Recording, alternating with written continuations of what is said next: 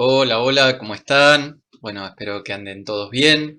Me imagino que cansados ya a esta altura del año, como todos los noviembres de la vida, pero también este año se le ha agregado, por supuesto, este plus tan inesperado y tan abrupto, ¿no? Que ha sido la no presencialidad, la pandemia, la cuarentena, la vacuna, el amar en coche. Que ya nos tiene a todos un poco hartos, ¿no? Me parece. Esto de que me cuido pero no me cuido, que me enfermo pero que no me enfermo, que bueno, en fin, acá estamos. Recién estaba pensando que, por un lado, cómo nos acostumbramos, entre comillas, ¿no? Cómo nos adaptamos a ciertas cosas, pero por otro lado, me puse a pensar en la necesidad, por lo menos que yo siento, de encontrarme con otras con ustedes, digamos, básicamente con mis alumnos. Yo como docente, toda mi actividad laboral tiene que ver con encontrarme con personas y este año no lo he podido hacer. Y realmente mirándome me doy cuenta de que me ha afectado, ¿no? Me ha afectado en varios sentidos, sobre todo cuando me pongo a hablar solo con las plantas, no, mentira.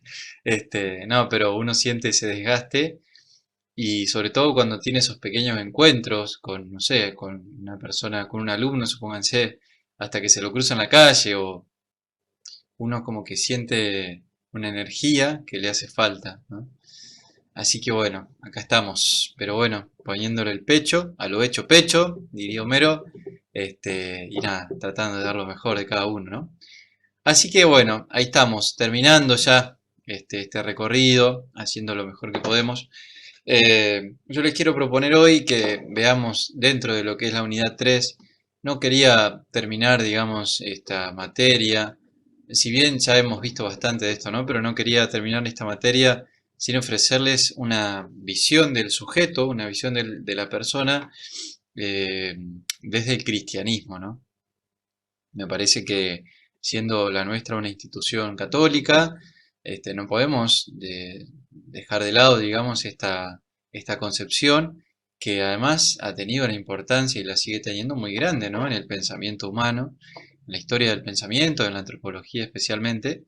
Este, a pesar de que, bueno, hoy por supuesto ya tiene muchos detractores y mucha gente que no la comparte o que la combate directamente o que piensa por otras vías.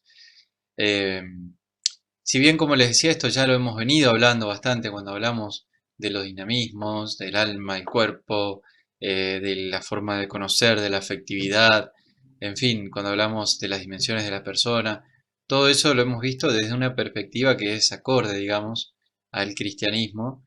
Pero bueno, hoy vamos a como darle una vueltita más de rosca a este tema, me parece que está bueno, que se lo debemos en el marco de esta institución y que además, bueno, es muy rico, más allá de la fe o de la religión que uno tenga o que no tenga, creo que hay muchos elementos que se desprenden de esta mirada que, bueno, son muy ricos y nos ayudan a entender mejor también lo que somos. Entonces, lo vamos a hacer, yo acá no lo consigné, pero bueno, es un texto que ustedes tienen en el programa, que yo les voy a pasar la fotocopia, digamos, por el aula virtual, ¿no? El autor tiene apellido de nombre, digamos, el apellido es Lucas y el nombre es Juan. Este, y ya les voy a decir las páginas. Creo de la 83 a la 93, son 10 páginas. Y se llama justamente Las dimensiones del hombre. En esa parte del texto, el libro, desarrolla las distintas formas de entender a la persona a lo largo de la historia. Y yo me detuve en la concepción medieval, que es donde más claramente se refleja esta mirada cristiana, ¿no? Que no es que el cristianismo se haya detenido ahí en la concepción medieval y no haya avanzado más, ¿no? Sino que hoy en día hay muchos nuevos aportes que se han hecho y que en ese momento todavía no se habían tenido en cuenta, ¿no? Eh, Ahora después lo vamos a ir viendo un poco eso, pero bueno, les quiero aclarar esto, que el texto refiere a la visión medieval del hombre, eh, que todavía tiene mucha sintonía con el pensamiento cristiano actual, pero como les digo, han habido aportes nuevos, nuevos desarrollos y demás. Entonces, bueno, el texto es así, de Lucas Juan, parece en el evangelista, pero no. Lucas es el apellido, la página 83 a la 93, y es una bibliografía de la unidad 3. Hoy estamos con el número 13 para jugar a la lotería. Dice el autor en la página 83, justamente, ¿no?, que frente a la inflexibilidad necesaria o a la necesidad inflexible de la filosofía helénica, ¿no?, surgen en el medioevo, obviamente esto estamos cortando muy grueso, ¿no?, pero bueno, surgen las categorías de libertad y de historicidad, como propiedades específicas del ser humano. Para los griegos, eh, si bien desarrollaron una antropología muy profunda, muy rica, ¿no?, que fueron, sobre todo la antropología platónica, fue el fundamento de gran parte del pensamiento medieval hasta que apareció Aristóteles allá casi en el siglo XII, XIII y armó un lío bárbaro y también hizo su aporte, digamos, al fundamento. Pero los griegos tenían este horizonte de necesidad, digamos, ¿no?, de lo inflexible, el ser humano como una realidad dada, inserto en un cosmos, ¿no?, marcado por un destino y por una necesidad. No había una concepción de la historia personal, de la historia individual o de la historia como la tenemos nosotros, ¿no? Eh, y sobre todo, bueno, esta idea de lo inflexible, digamos, de lo que es como debe ser y que no puede ser de otra manera, ¿no? Esa era una mirada un poco así, más allá de que había el reconocimiento de la libertad y demás, se podía percibir este tema de la necesidad, ¿no?, como una marca importante en la filosofía griega o helénica. En cambio, en la Edad Media se desarrollan fuertemente el tema de la libertad, por un lado, ¿no?, y de la historicidad, que vienen a romper con esta cuestión de la necesidad inflexible, ¿no? Libertad e historicidad que es propia y específica de cada ser humano y de la esencia del ser humano, ¿no? Tengamos en cuenta, ¿no?, que, bueno, vamos a hablar de la concepción cristiana justamente, entonces eh, el tema de la historia individual también tiene mucho que ver con la historia del pueblo, ¿no?, del pueblo de Dios, y es en la historia donde Dios se manifiesta, donde Dios se revela a su pueblo, y hay una historia de salvación, ¿no? Hay una creación, hay un pecado, hay un revelarse paulatino de Dios, hay una encarnación, etcétera. Hay una historia de la salvación que tiene principio y que tendrá fin, ¿no?, que no es eterna, no es el eterno retorno de los griegos, sino es una cuestión más lineal, ¿no? Y que tiene un fin trascendental sobre todo, ¿no? Entonces, la historicidad y por otro lado la libertad del ser humano que responde, que forma parte de esa historia y responde a esa historia de salvación desde su decisión, digamos, desde su responsabilidad, desde su propia existencia. No está atado en esto a la necesidad o al destino, al determinismo. Entonces, en el pensamiento cristiano, el ser humano ocupa un lugar privilegiado, ¿no? También lo ocupaba en el pensamiento griego, pero acá se van a introducir otras nociones que hacen de este lugar privilegiado un lugar distinto un poco al que consideraban los griegos. Por ejemplo, el ser humano es considerado el pivote, digamos, el eje sobre el cual gira la creación entera. Hablamos acá de creación, ¿no?, con noción que no existe en la filosofía griega, creación de Dios. Y toda la creación ha sido hecha para el hombre y gira en torno al hombre, ¿no? En este tema de relación del ser humano con la creación, eh, esta es una de las cuestiones en las cuales que yo les decía, en la Edad Media estaba esta noción del hombre centralizado, digamos, y como el rey de la creación, y este concepto después se fue madurando con el tiempo, y actualmente se ha llegado, digamos, a una idea de un reinado para el servicio, digamos, cuya misión es cuidar y cultivar la tierra, ¿no?, como ya lo dice la Biblia, pero no es un reinado despótico de la destrucción, del uso eh, sin medida, digamos, y arbitrario de los recursos naturales, que tampoco está eso en el espíritu de la Edad Media, ¿no? Pero sí tal vez un ser humano, digamos, de alguna manera, demasiado por encima de la creación, demasiado desvinculado de la creación, eh, porque está mucho más presente la idea de su unión con Dios, ¿no?, de su unión con lo espiritual, con lo trascendente, y por lo tanto está más débil, no se le ha prestado tanta atención, digamos, a su vínculo con lo terrenal. Y hoy en día ese vínculo ha tenido sí, una importancia mayor, de manera tal que se habla de la familiaridad, ¿no?, del hombre con la tierra y con la creación. El hombre es familia, está hecho de la misma materia, de la misma tierra, comparte la relación carnal, digamos, con la tierra y con toda la creación. Pero bueno, son notas al margen. Entonces, el hombre es también la flecha que marca el camino hacia la plenitud del espíritu, ¿no? Eh, que bueno, eso en la concepción griega no era tan así, ¿no? Este, en él, en el hombre y por el hombre, la naturaleza alcanza también su máxima perfección, ¿no? Es, como vamos a decir más adelante, la manifestación más digna, más plena, más alta de la sustancia, ¿no?, de la materia. Es el ser humano. Entonces, en el ser humano, la naturaleza, la creación alcanza su máxima perfección. Lo específico, en este escenario, lo específico del ser humano consiste en ser conocido y querido de modo especial por Dios, ¿no?, a lo cual el hombre responde también conociendo y queriendo a Dios. Pero en primer término está Dios, que quiere y que conoce y que quiere de un modo especial al ser humano, ¿no? Es por eso que solo a la luz del conocimiento que el hombre tiene de Dios puede penetrar en su propio misterio y conocer su naturaleza y su historia.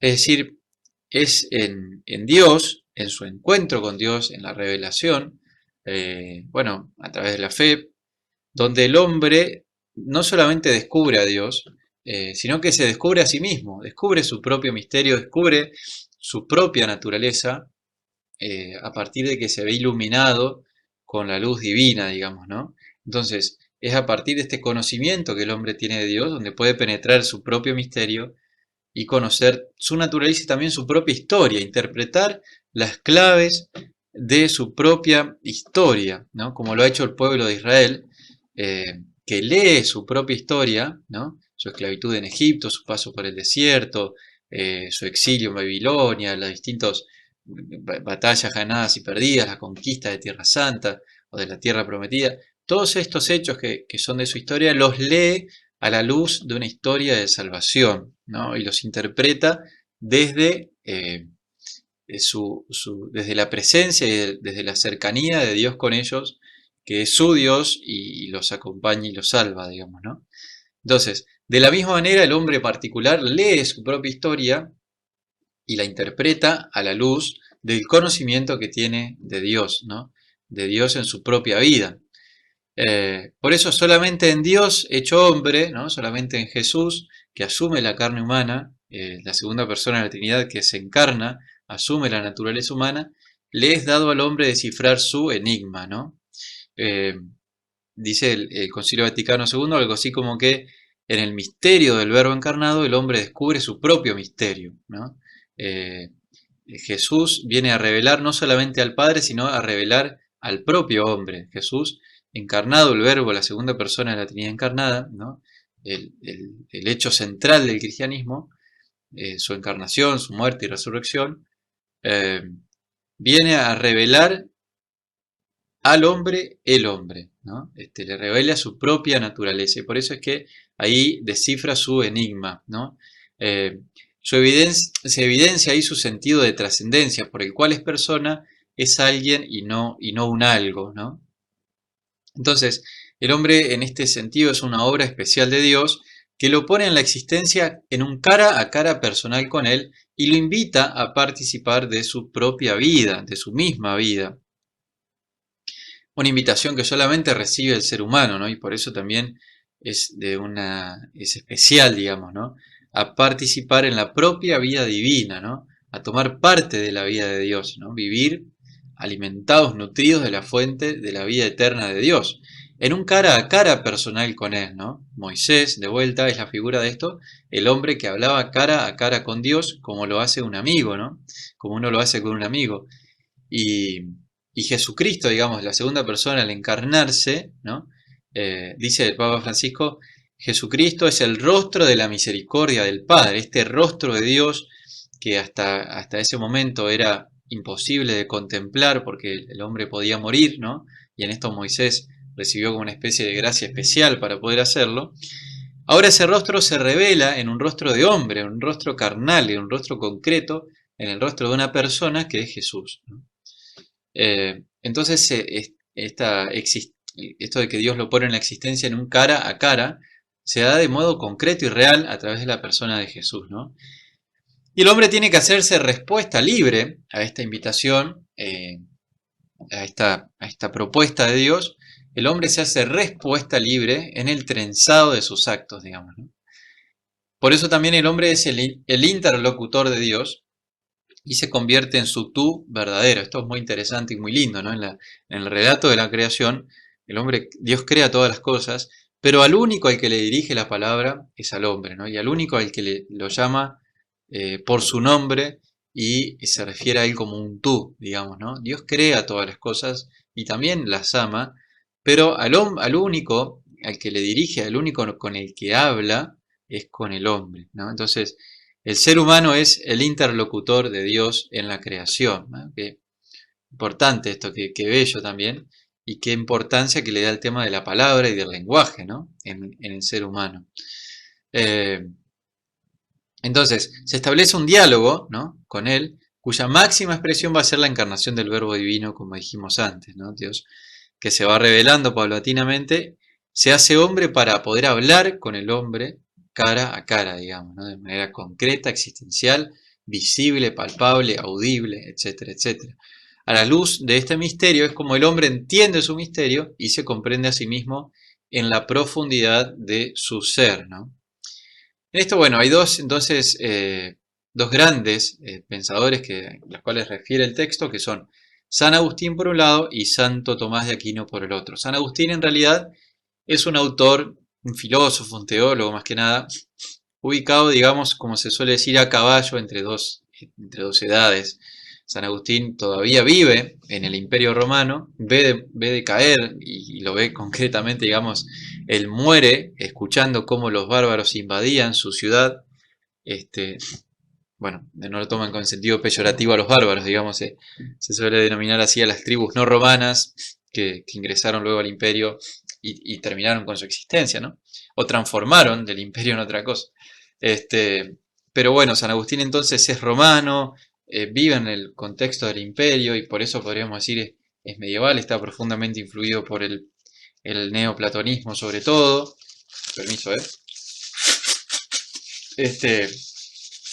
Y en muchos sentidos podríamos decir todavía tiene una mentalidad antigua, pero sus temas, su desarrollo, su pensamiento es el que abre las puertas luego al pensamiento medieval y va a ser tremendamente influyente en todo el pensamiento medieval, inclusive hasta en Santo Tomás. Ustedes saben que en la Suma Teológica hay más citas de San Agustín que del mismo Aristóteles, ¿no?, cuando se los suele como contraponer o hacer como una oposición. Bueno, eh, eso nos llevaría a otra clase.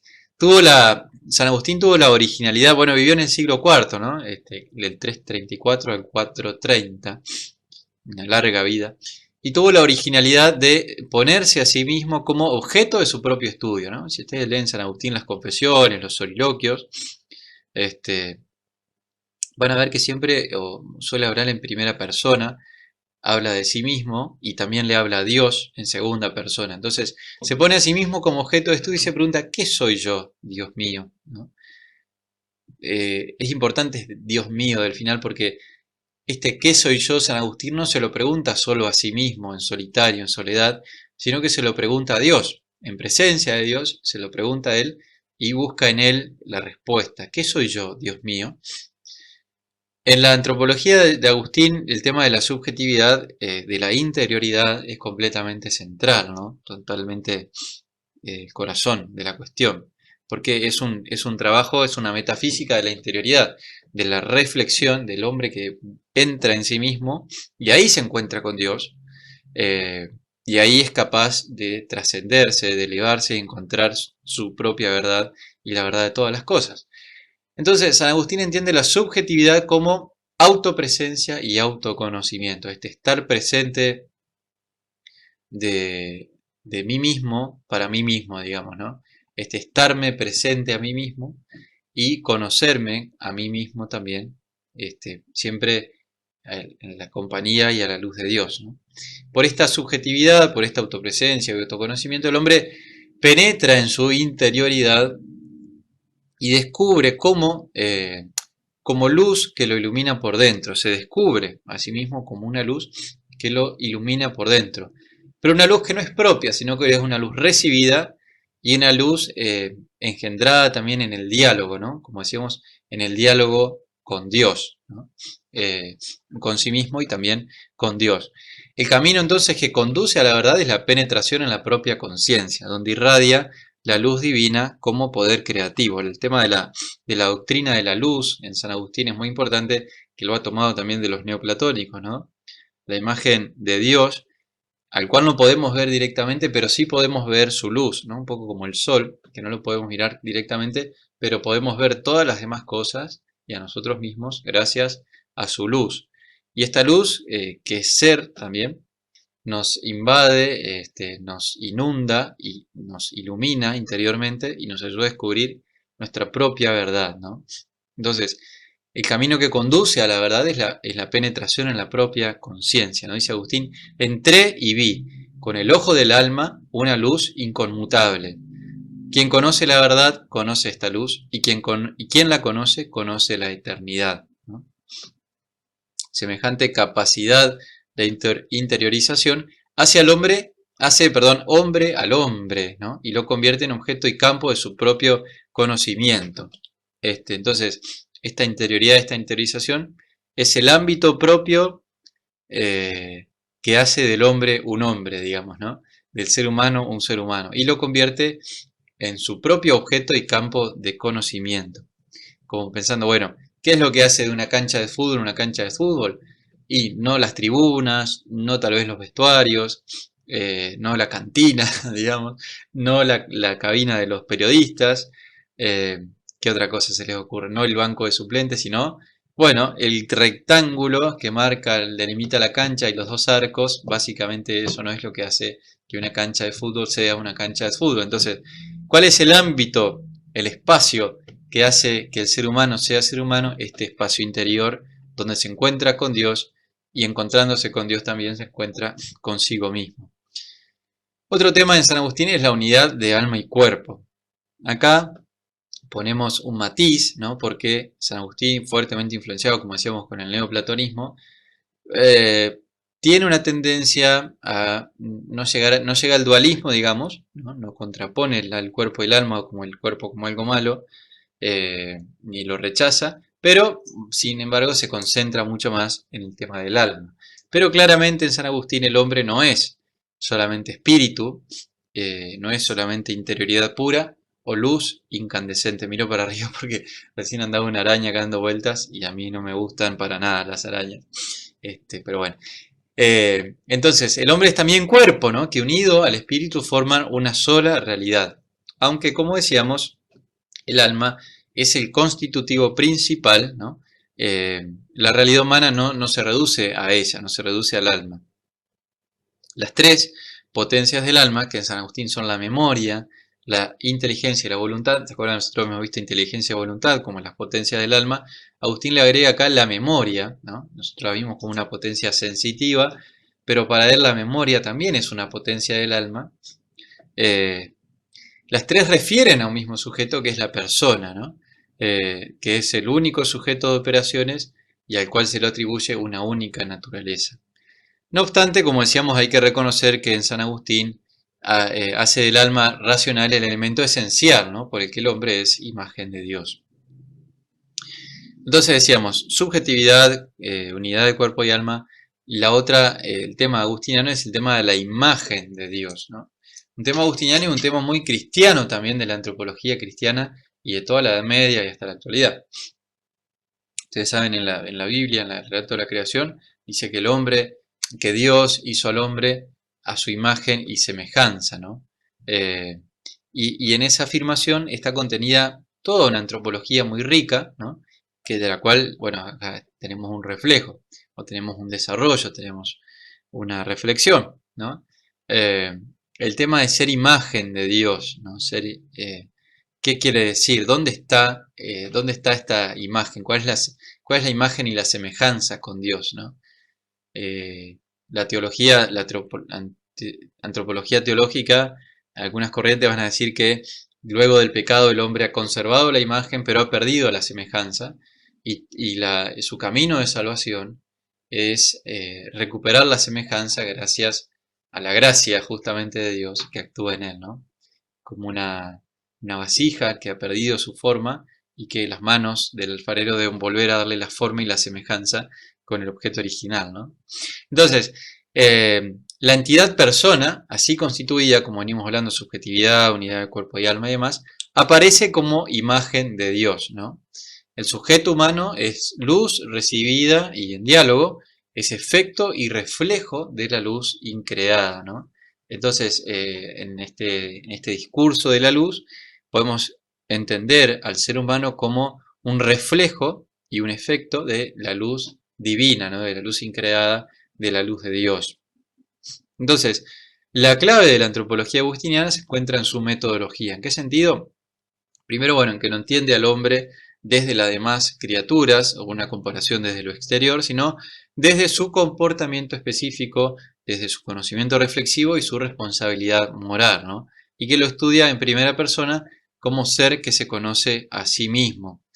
Entonces, este método que asume Agustín de la interioridad, de la búsqueda interior del hombre a través de Dios, ahí está la clave de la antropología agustiniana, ¿no? Saltamos casi 10 siglos, no tanto, pero 9,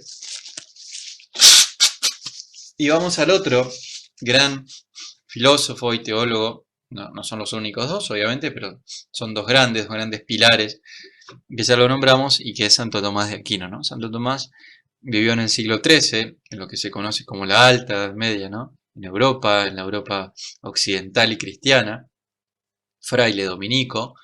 Bueno, una vida interesante la de Santo Tomás de Aquino, que ahora no podemos desarrollar, pero sí podemos decir algo de su antropología, ¿no? Va a presentar al hombre, bueno, el estilo con el cual escribe Santo Tomás es muy distinto al de Agustín, ¿no? Agustín era un obispo que como tiene sus sermones, ¿no? Y uno puede leer los sermones y sentirse sentado en el banco de la iglesia escuchándolo hablar, o tiene estos soliloquios, estas meditaciones, donde habla mucho en primera persona, donde va mucho a la interioridad, donde se sirve mucho de figuras, ¿no? Y en parte también de poesía, ¿no?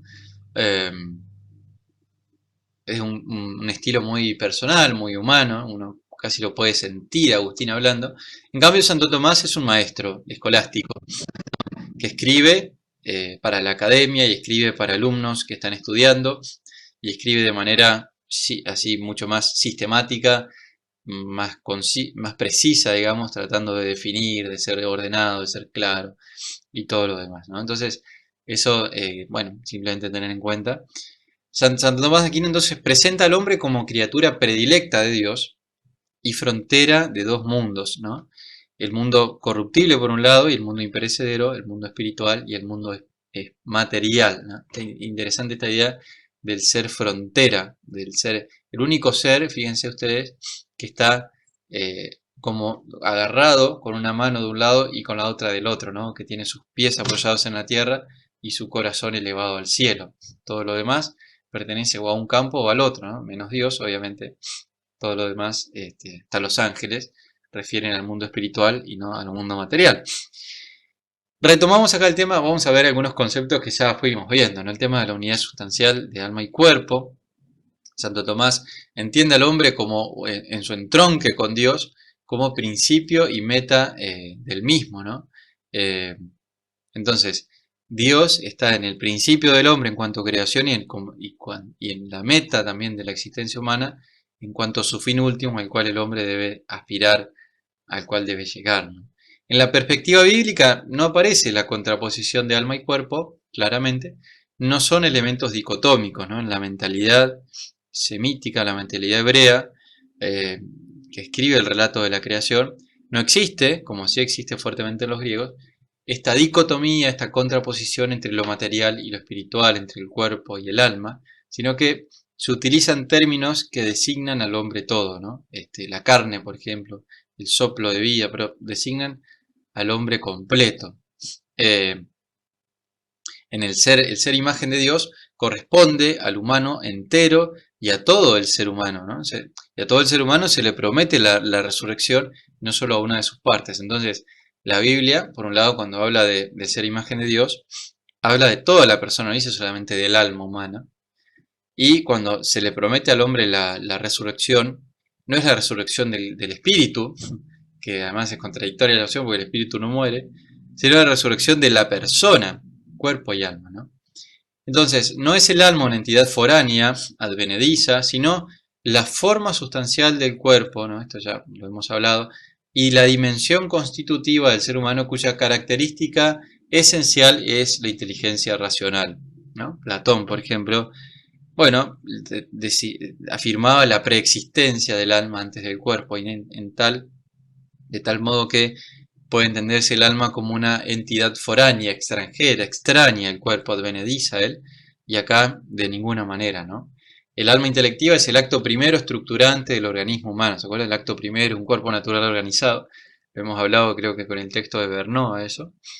Eh, y no es creada con anterioridad al cuerpo, sino que, dice Tomás, no posee su perfección natural, sino en cuanto unida al cuerpo. ¿Sí? Eh, el alma se perfecciona, alcanza su plenitud, realiza su ser, realiza su misión, digamos, unida cuando informa al cuerpo. Y más todavía, cuando esta alma es forma de este cuerpo determinado. Es decir, mi alma no podría ser alma de cualquier cuerpo, sino solamente de este cuerpo que soy yo, ¿no? Por lo tanto, cuando yo resucite, voy a resucitar con este mismo cuerpo, digamos, porque mi alma no puede ser forma de cualquier cosa, digamos, sino solamente de este cuerpo, ¿no? A tal punto llega su unión y su correspondencia, su correlatividad con el cuerpo. Eh, pero el hombre entero es totalmente anímico, perdón, sí, el hombre entero es totalmente anímico y totalmente corpóreo, entidad sustancial, corpórea, espiritual, única, ¿no? El hombre, por otro lado, es persona, esta idea también de la persona muy propia de la antropología cristiana, que después, bueno, se expandió más allá del cristianismo, pero es que hay que saber que ha derivado y ha sido un fruto de los debates teológicos de la Trinidad que permitieron el desarrollo del concepto de la persona humana. Entonces, el hombre es persona también en la antropología de Santo Tomás de Aquino. En la inteligencia es donde se encuentra el constitutivo esencial, específico del ser humano, que es la clave de su parecido con Dios, ¿no?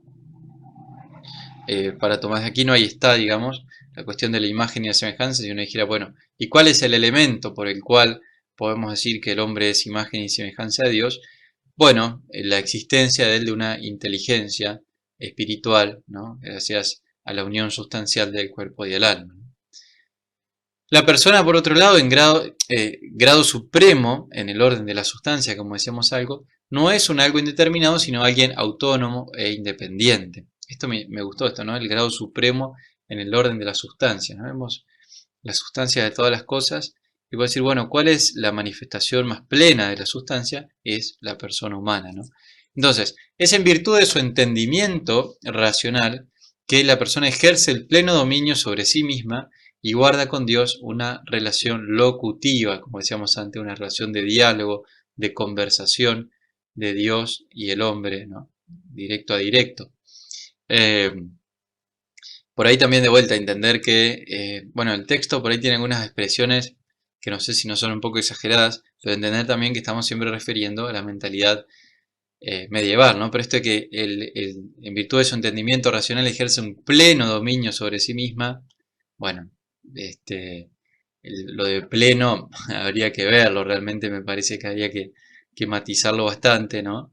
Ejerce un dominio, ejerce un control más o menos adecuado, a veces pobre, a veces suficiente, pero bueno, sabemos que somos también realidades donde atravesadas, ¿no? Por un montón de elementos que, bueno, que hacen que este control, este dominio, esta autoposesión no sea tan completa ni sea tan perfecta, ¿no? Si no, bueno, evitaríamos la tristeza, por ejemplo, ¿no? Cosa que no podemos hacer.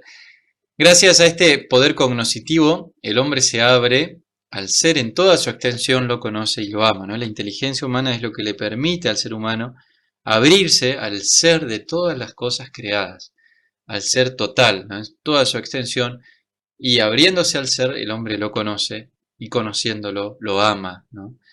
También, gracias a su mente, es que el hombre posee una aptitud natural para conocer y amar a Dios, ¿no? Eh, Por otro lado, el conocimiento intelectivo es la base de la trascendencia humana, ¿no? Gracias a nuestra inteligencia es que podemos trascender lo meramente material, lo meramente inmanente, trascendernos a nosotros mismos y abrirnos al ser de las demás cosas y abrirnos a la trascendencia, inclusive más allá de las limitaciones de la historia y de la materia. Por el conocimiento el hombre se sobrepuja, digamos, a sí mismo, como que sale fuera de sí mismo y se hace de alguna manera con el ser de las cosas y se dirige al absoluto, ¿no? A Dios, en razón de su propia constitución esencial por su capacidad intelectiva, es decir, no de manera accidental o como una cosa eh, extraña a sí mismo eh, o como una cosa, una especie de privilegio, sino que esto ocurre, este hacerse con el ser de las cosas y dirigirse al absoluto, ocurre en razón de la propia constitución esencial de lo que somos en cuanto dotados de inteligencia. Como la inteligencia está para eso, digamos, ¿no? No tiene otra acción, otro objeto, otra forma de planificarse, de actualizarse, de perfeccionarse que no sea esa, ¿no? Dice por eso Tomás, en su misma acción constitutiva, nuestro entendimiento se haya abierto al infinito. No es que de repente como una tarea más, como una... No, no. En su misma acción constitutiva se da esta apertura al infinito. El conocimiento, por último, es la fuente de la libertad también, ¿no? Acá no habla tanto el tema de la voluntad, tal vez debería haberlo aclarado más, pero bueno, lo hemos visto también, la voluntad actúa movida por los objetos que le presenta la inteligencia, como y que la voluntad recibe bajo la forma de bien, digamos, ¿no? Entonces, gracias a que el hombre se conoce a sí mismo y conoce a las cosas, puede disponer de sí y de sus actos y orientarse al infinito. O sea, este conocimiento de las cosas, conocimiento de sí mismo, le permite disponer de sí mismo, disponer de sus actos y orientarse al infinito, tomar las decisiones que hagan falta para todo esto, ¿no? Y esta apertura ilimitada le permite retornar sobre sí mismo, ¿no? Esta apertura ilimitada al ser le permite también la reflexión, retornar sobre sí mismo y alcanzar su plena subjetividad, es decir, verse por dentro, ¿no? Como decía San Agustín, liberándose del entorno y alzándose por encima de las cosas hacia el absoluto. Entonces, resumiendo, como decían los de, ¿se acuerdan los de MDQ? Siempre quise hacer esto. Esta concepción antropológica seduce consecuencias importantes, ¿no? De esta concepción antropológica cristiana, medieval, pero que también podemos traerla a nuestra época, ¿no? El ser humano no es una cosa entre las cosas, ni siquiera es un microcosmos, como lo entendían los griegos, es la cima de la creación entera. Hay que ver esto de la cima, como lo entendemos, como decíamos antes, ¿no? Para el cristianismo, el ser humano está llamado a una relación armónica con la creación, de cuidado, de servicio, también donde sea su casa donde él pueda vivir y sustentarse, pero siempre en clave de responsabilidad, entendiendo además que no es el dueño de la creación, sino que el único dueño es Dios, y es en todo caso el administrador, ¿no? Que debe rendir cuentas al dueño de sus propios actos. Eh, bueno, entonces es la cima de la creación entera, representa la síntesis más perfecta del universo y se constituye en permanente tensión al absoluto. Entonces, como decíamos antes, toda la materialidad, digamos, del universo, unido también a lo espiritual, está sintetizado en el hombre y la existencia misma del hombre se constituye en permanente tensión con el absoluto.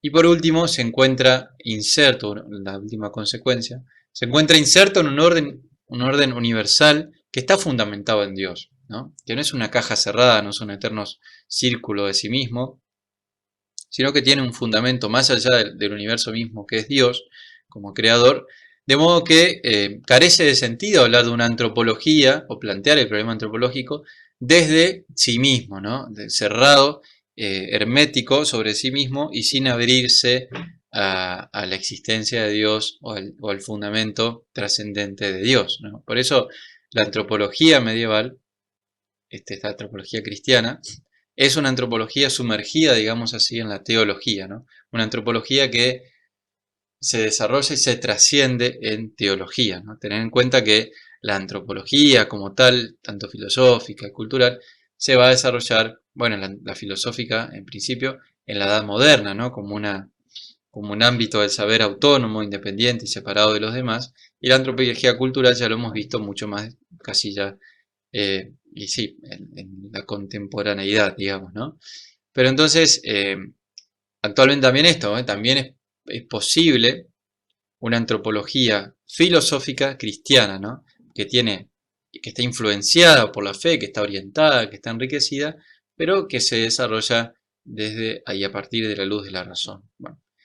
Bueno, entonces hemos desarrollado hoy la visión, la mentalidad o la antropología cristiana, hemos dicho algunas cuestiones iniciales, muy relacionadas con la cuestión de Dios, obviamente, y hemos desarrollado San Agustín, el tema de la interioridad, sobre todo de la subjetividad, de la unión del alma y el cuerpo, y Santo Tomás de Aquino, el tema de la unidad también sustancial del hombre, del cuerpo y del alma, el tema del hombre como ser personal, directamente vinculado a su entendimiento, a su conocimiento inteligible, y bueno, y las concepciones que de ahí se derivan, ¿no? De todas estas cuestiones.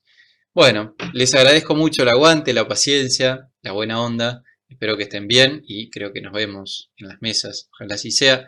Ánimo, fuerza, el mayor de los éxitos y bendiciones, que a veces se aprieta pero no se ahorca. Gracias.